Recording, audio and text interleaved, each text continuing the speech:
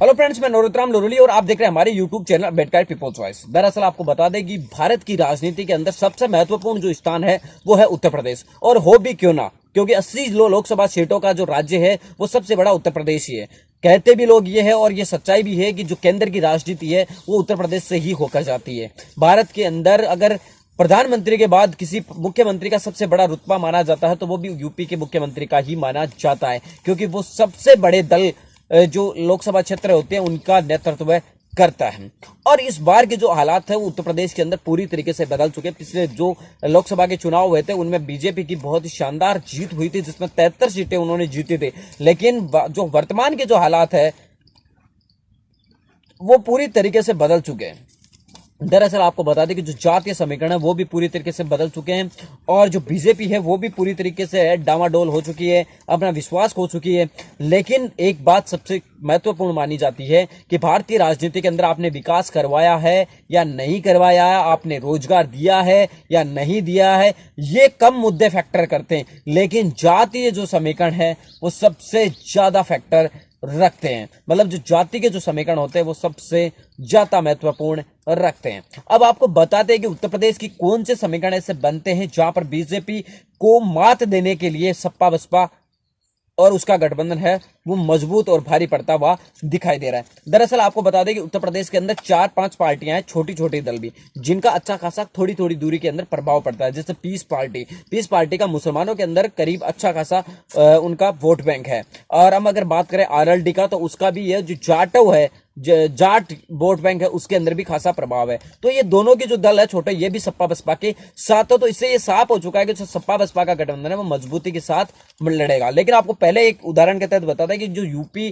के जो विधानसभा के चुनाव हुए थे उनमें जो सपा और बसपा है उसको 22% वोट मिले थे। अगर हम दोनों 22 और 22% वोटों को मिलाते हैं तो ये करीब 44% वोट बैंक होता है। और 43% वोट लेकर जो बीजेपी थी उसने लोकसभा के अंदर 73 सीटें हासिल किए थे। अगर अब ये 44% वोट एक जगह होता है तो आप भी जोड़ सकते हैं कि 73 प्लस ही सीट होगी, मतलब 75 के करीब ये सीटें सपा बसपा का गठबंधन है वो जीत सकता। आरएलडी भी इसमें शामिल है, इसका गठबंधन है वो जीत सकता है। अब इसमें अगर आप बात करें कि कौन से जो लोकसभा के चुनाव थे उसमें भी ये जो वोट बैंक था इसमें कोई खासा प्रभाव नहीं पड़ा था। बीएसपी का भी ये 21-22 वोट% लोकसभा में था, यही विधानसभा में रहा। सपा का भी यही रहा। लेकिन ये खास बात ये रही कि सपा इतने वोट पाकर भी 5 लोकसभा सीटें जीतने में कामयाब रही थी, लेकिन बसपा इतने वोट लेने के बावजूद भी एक सीट नहीं जीत पाई थी। अब अगर हम बात करें कि जो उत्तर प्रदेश का जातीय समीकरण है कि वो कितने परसेंट वहां पर है, तो आपको बता दें कि 22% है वो जो 80 अनुसूचित जाति है, जिसमें 18% या 16% 18% के करीब है वो जाटव है। बाकी जो अन्य बचता है 6% वो गैर जाटव जाति में। 22% है उत्तर प्रदेश के अंदर 80 की संख्या है। उसके बाद अगर हम ओबीसी की बात करें तो 45% यहाँ पर ओबीसी की संख्या बताई जाती है। करीब 50% ही आप मान सकते हैं, जिसमें जो 10% है वो यादवों की संख्या मानी जाती है। बाकी के सारे है वो गैर यादव होते हैं, जिसके अंदर जाट भी शामिल होते हैं।